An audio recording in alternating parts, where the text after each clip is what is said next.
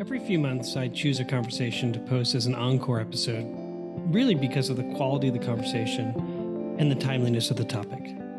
It was in Hartford, Connecticut, where I saw my very first hockey game.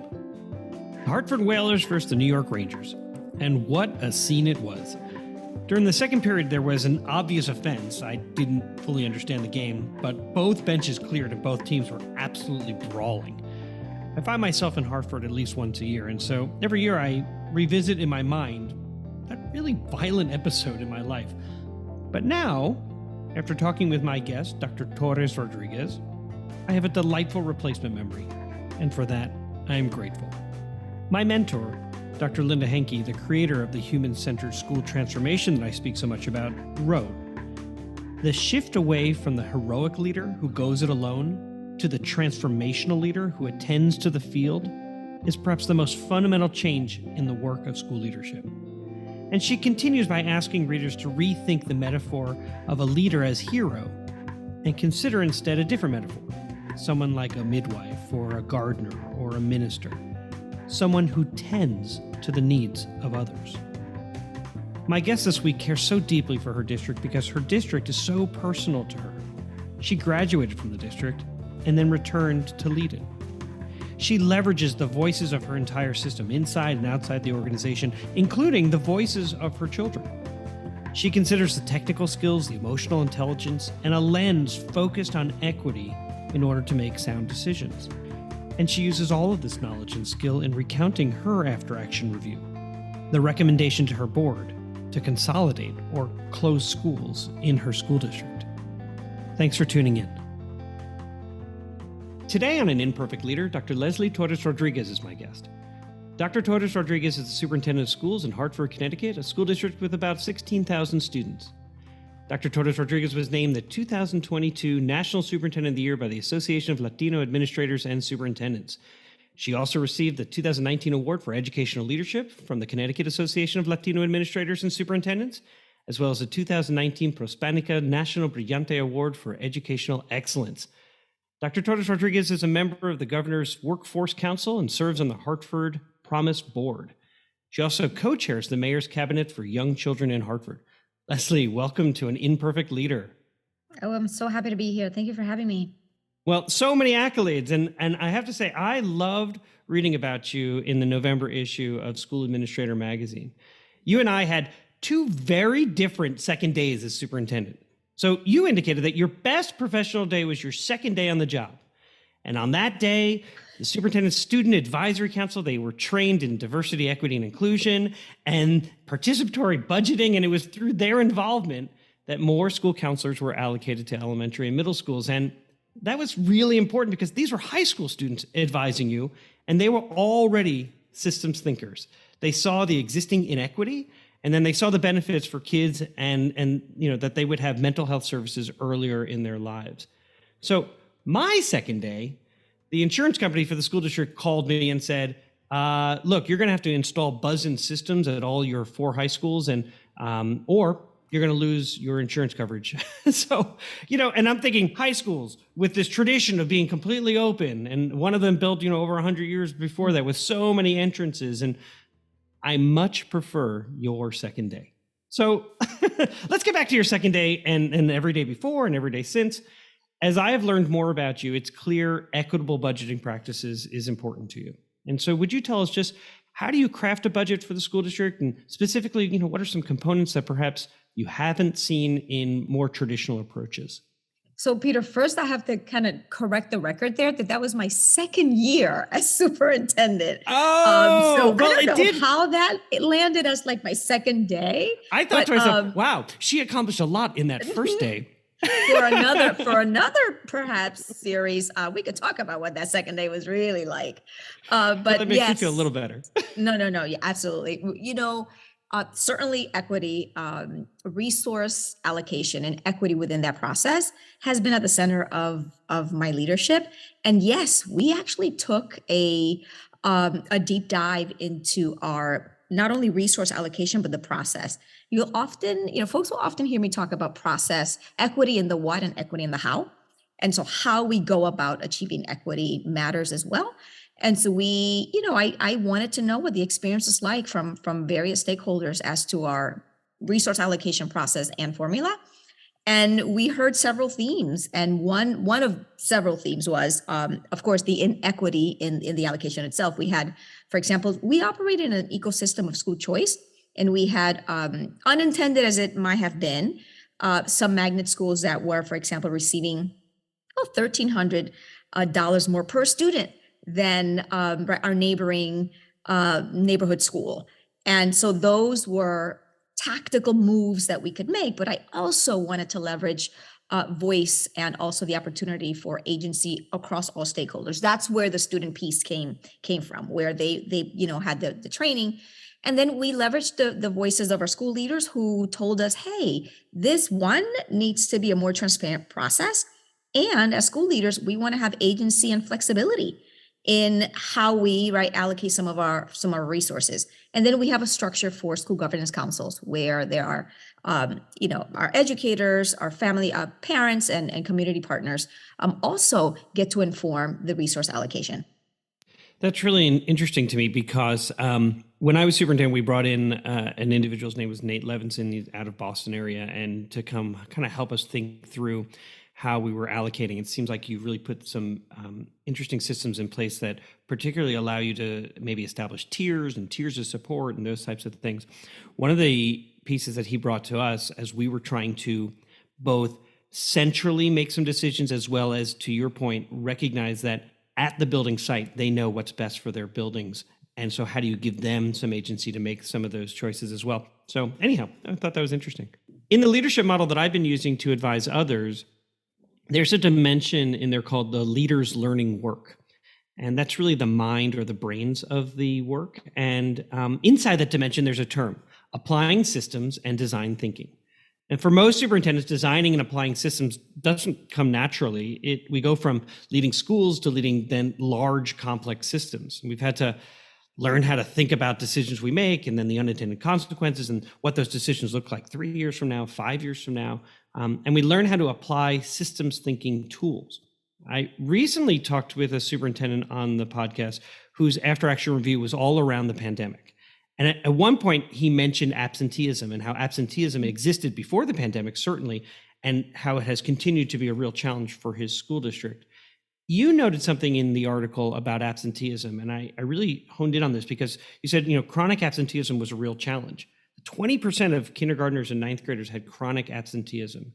And then you led a community conversation. You literally went door to door. You added a student engagement specialist. You celebrated kids for improving their attendance. You saw a reduction in absenteeism. And then, of course, the pandemic hit. And so as I read about this, I thought to myself, let's say really understand systems and the relationship between and among those systems, most notably between the district and its families. You just made mention of engaging families and including them in the budgeting process as well. I wonder, would you talk just a little bit about the importance of relationships and how you leverage relationships to help children succeed? I would say it's a foundation in our approach. It is also at the center of our value set. We have to think about about 17,000 students, incredibly diverse community. We have to understand the challenges and of course, the strengths of all of our members. There's not a one size fits all when we're talking about equity and inclusion. That is why it's so complex. And there is an interdependency that I think sometimes we as leaders, as we try to move fast, overlook. And there are micro and macro systemic interdependencies that have to be mined and untangled at times. And we saw that with chronic absenteeism. And one of the things that I wanted to make sure is that we had a shared understanding. And by we, I mean clearly internally, but also the ecosystem. Because what we often think that chronic absenteeism is a symptom of what's happening in our schools. And there are reasons that are directly tied to what's happening, the student's experience or the lack thereof. But it is broader and more complex than that and interdynamic. And so making sure that we had a community-wide from not only parents, but service providers, health experts, and that we shared in the commitment to support and provide the conditions for students and our families, to be at their best. And we internally looked at our data systems, our processes, protocols. We did all of that technical work. We had to also examine our value set around, providing students and meeting students where they were. And by extension, at times, their families. I've had colleagues that say to me, that is not the role of the school. And look, do I want to sit here and try to solve for all of the external systems? No. However, I can't ignore that. Yeah, it's interesting. You mentioned that there will be so many in a community, they'll say that's not the role of the school. Your schools have a different function. And you would say, well, if we learned anything from the pandemic, it is that without the schools, how many inequities are exposed, whether it become nutrition to clothing, to supporting housing, to transportation, to mental health needs, to every bit of what was not considered the role of school and has absolutely become the role of school. I'm curious about when you talk about a student's experience, because we know that children will do everything they possibly can to get to school if, in fact, they feel that they are valued and honored and loved at school. We also know there are other pieces that will inhibit a child from coming to school. And so what did that partnership look like with families? What were some of the things you were learning?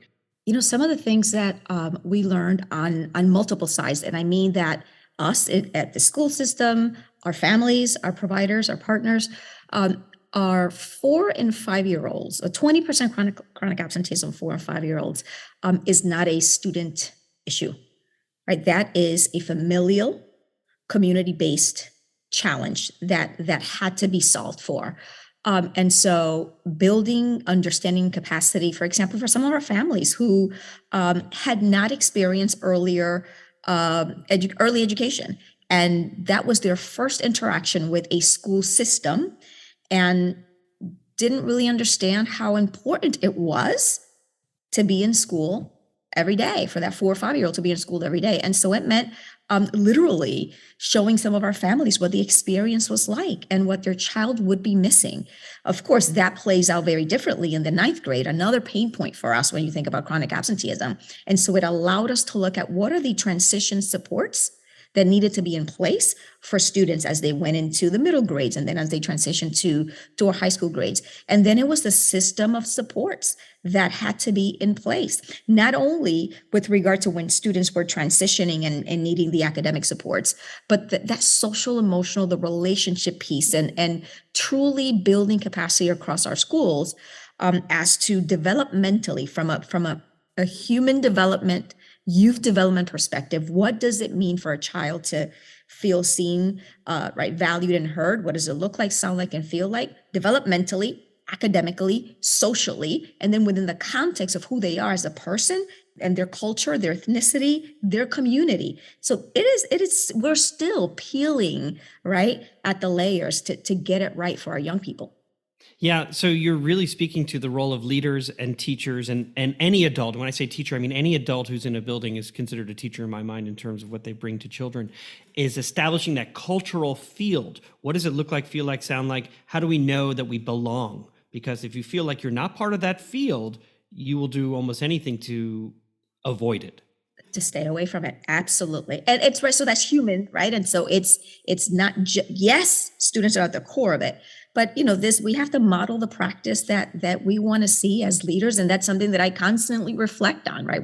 What am I saying? What am I doing? What I am not saying and doing that communicates or not, right? The value set that I hold so high in service of our students.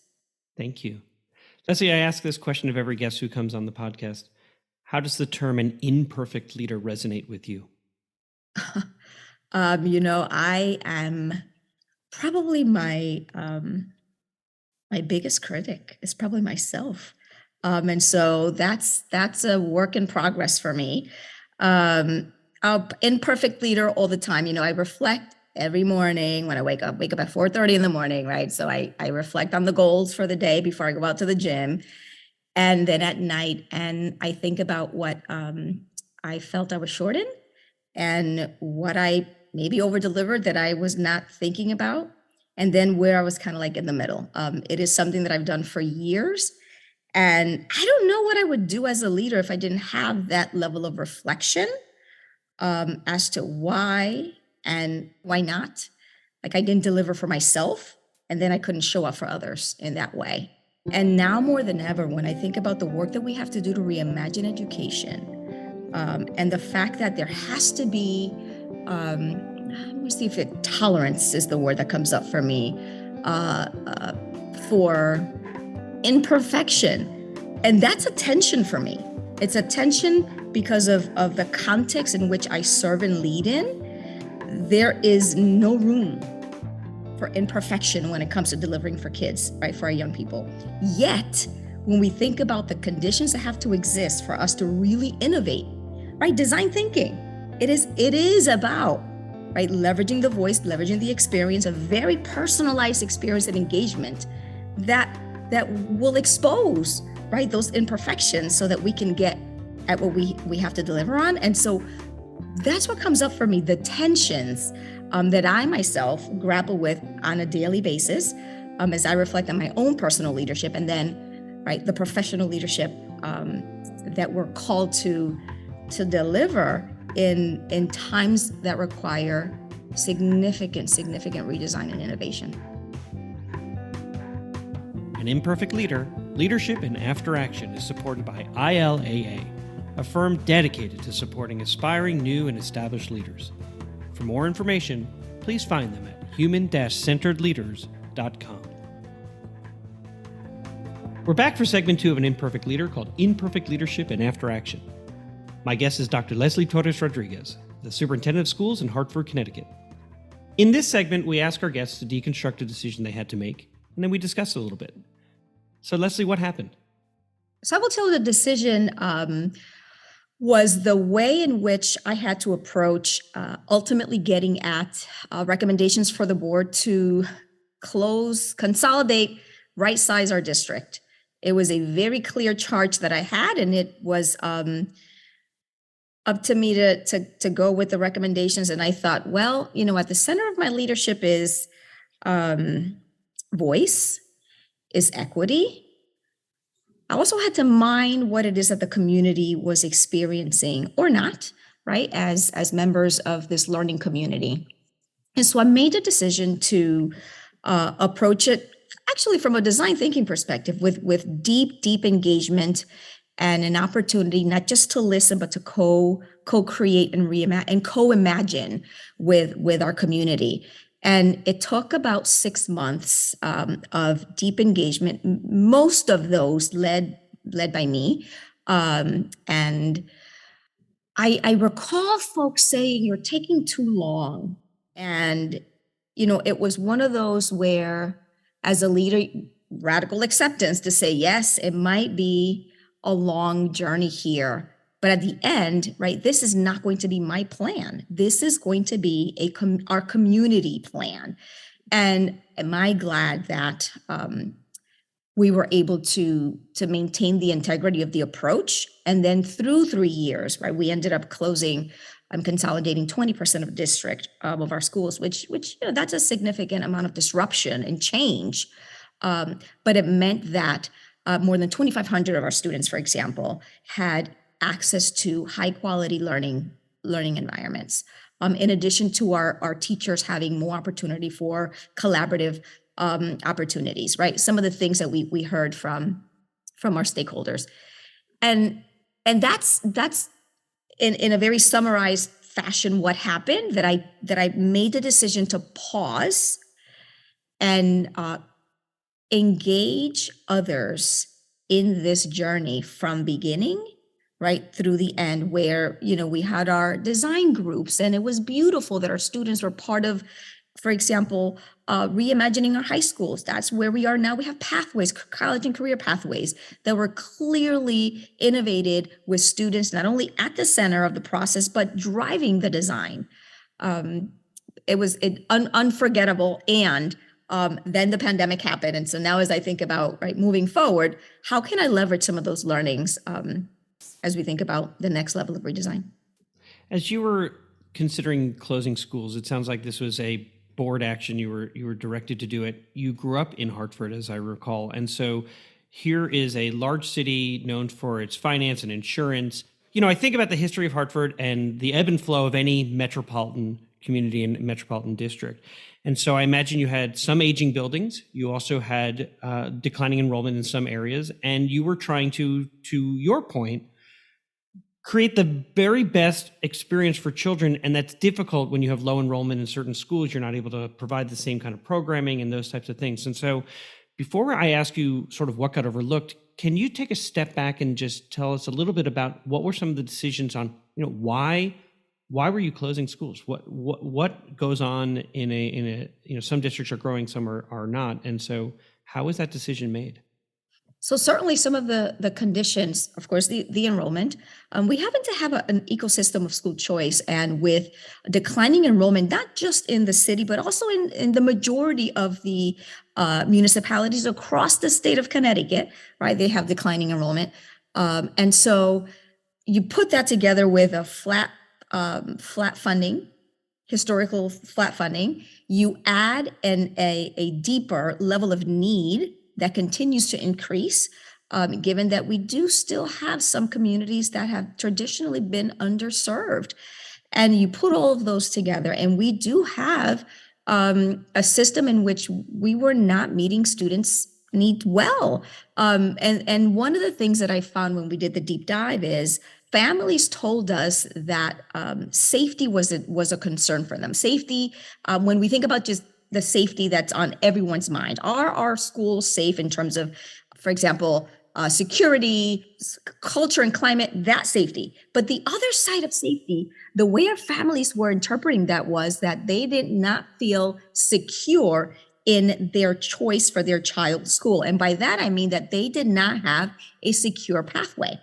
They chose an elementary school, but they were not sure what it would mean for middle and high school. Because we have an ecosystem of school choice, there were so many options, there was misalignment, and so we had to create pathways for our families.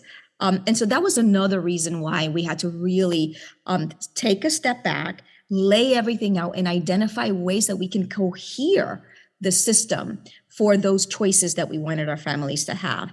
And there was one piece there that was often overlooked when we were unpacking the data, and that was the student experience from the developmental side. Where at the middle school, for example, we were not able, because of those small enrollment numbers across our middle schools, we could not provide a true middle school experience for our students. Those were significant inequities, especially when we think about what they need at that time in their development. And when you think about the middle school experience, for those who are not totally familiar, there are some people who are listening to the podcast who say, hey, I'd really like you to tell us a little bit more about that. So a middle experience in terms of how it is defined in Hartford is that the exploratory, to have access to music and choir and the sciences and STEM sort of related fields and all of those pieces. Absolutely. And we weren't at the adult level. We weren't able to provide all of our middle school educators ample time to learn from and each other, right? We know that's a best practice. That's adult learning in action. So we weren't able to do that because of the small numbers from a resource allocation perspective. Perfect. And so we had to do deep learning with not only internally, but with our families as to what does resource allocation look, sound, and feel like. So I'm going to take us a step back here and say, okay, so you're closing schools. You were absolutely mining the wisdom of your community, really getting a sense of what was important to them. And that took time. And so you had the wisdom to say, we're going to do this with intentionality, where we have a sense of urgency, but that's not going to mean that we're going to do this in such a way that it feels as if it's being shoved down anyone's throats. As a community, you want to know, and everybody wants to understand the why. When you're looking back, what was overlooked? Oh, the 3 year, it took us 3 years, and we maintained the integrity of that. I had a unique context here in which I had lots of churn on the board side. So this is I just completed my 6 years as superintendent. I've had 5 board chairs, for example, just to give you some context. And we were able to maintain the integrity. And what got overlooked, I would say, is the opportunity, some opportunities to, again, step back as I was, having new leadership on the board and also new leadership in the community, right? This is a transient community. And so having to, for 3 years, missing the opportunity to pause as the years went by to say, so this is a plan that we collectively designed. Here's what it will mean for the next year. We did it, but we could always do more and do it better. Yeah, so like every few months or so, treating it almost like your favorite TV show where it says previously on, it's sort of like bringing everyone back to how did we get here, those types of things. What did you learn about relationships, or what new relationships were formed? Oh, trust, and that you have to slow down to engage and build the relationships so that you can go faster.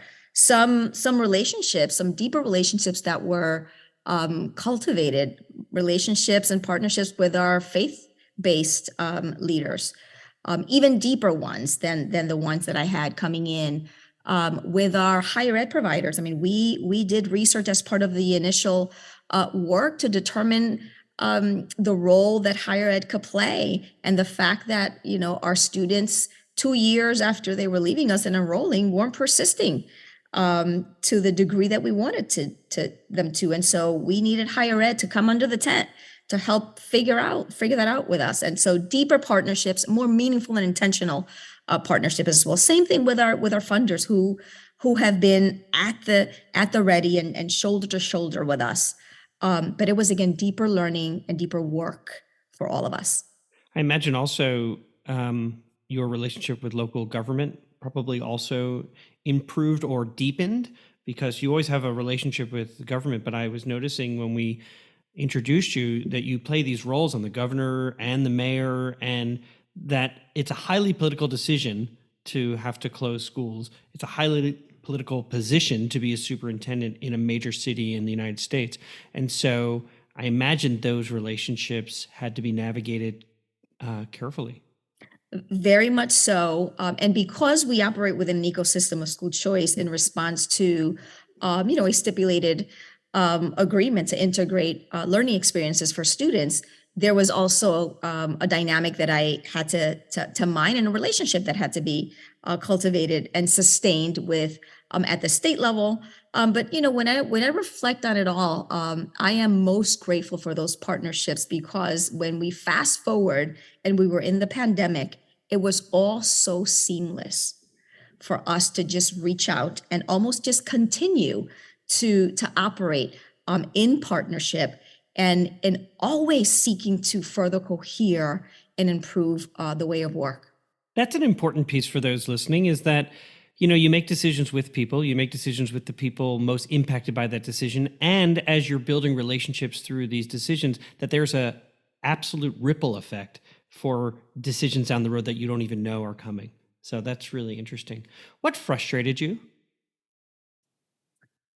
What frustrated me through that specific process was the lack of understanding at that time as to the deep level of need, the complexity, and the perception or misunderstanding that, well, you're an urban school system, you get a lot of money already. What are you doing with the money? You get more than X. Or the other one that I kept hearing, and I still hear it, is, well, you have declining enrollment, so you should need less resources. And right, and I kept saying, well, that's exactly what we're learning, that just because, right, there's less, that we have less students, the need further deepens and concentrates, and that becomes even harder to plan and to support and to deliver on. So that was frustrating. There is still a level of frustration there. And then, I have to think about frustration around making sure that as a collective that we continue to change the minds and ultimately the hearts of all of the adults that play a role in supporting our young people internally. And then, because we are a community that is so, with all of these interdependencies, that the external stakeholders understand that as well. That's interesting also, because I think of, what is it? The Mark Twain home is in Hartford, right? Anytime I fly into the Hartford airport, I see a Lego version of it. So, but I'm thinking to myself, there has been such significant change in Hartford, and that to help people recognize how they were socialized, how things have changed, and how we need to do better in terms of how do we support our young people who are having a very different experience potentially than they had as young children in Hartford. That has to be incredibly frustrating because that takes a lot of time. What could you have done differently? Oh, ton of things. I will tell you that well, just choose one. Because I already learned that you wake up at 3 a.m. and you think, what could I have done differently? So I will tell you that I would have leveraged student voice even more.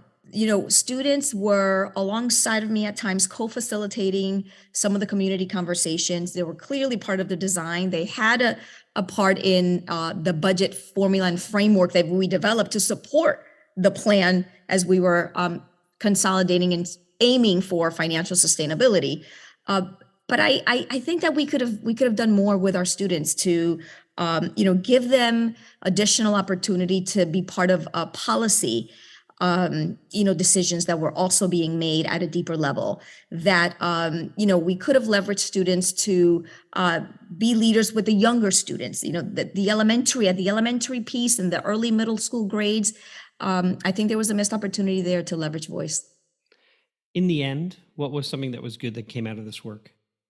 I will tell you some of the conversations with families and even with some teachers or emails and letters that I've received that said, "Superintendent, as I reflect back and I didn't agree with you then, I see it now." And it is so great to walk into, for example, some of the new facilities and the learning spaces that we were able to co-create together and celebrate and hear from our amazing educators, from our leaders, from our partners and our students. This is great. This is what matters to us, and right, we see it in the learning experiences that our students are happening. That's a great thing. My guest again today was Dr. Leslie Torres-Rodriguez. Leslie, thank you so much for being on the program. But I know Hartford means so much to you. You graduated from the Hartford Public Schools, and you're quoted as saying, in retrospect, boy, there were some glaring inequities in the district that I went to and that now I serve. What makes you special is your actions show you're doing something about it. And so thank you so much for your time. I'm really grateful for it. Thank you so much for having me and for giving me the opportunity to share a little bit of my voice. Music for An Imperfect Leader was written and arranged by Ian Varley. Sam Falbo created the Daruma doll butterfly artwork. Imperfect leadership is not a scarlet letter. It is a badge of honor. It recognizes that serving as a lead learner is about being a vulnerable leader, an empathetic leader, a compassionate leader. And I'm proud to be an imperfect leader, so I hope you'll join me next time for another episode of An Imperfect Leader, Leadership in After Action.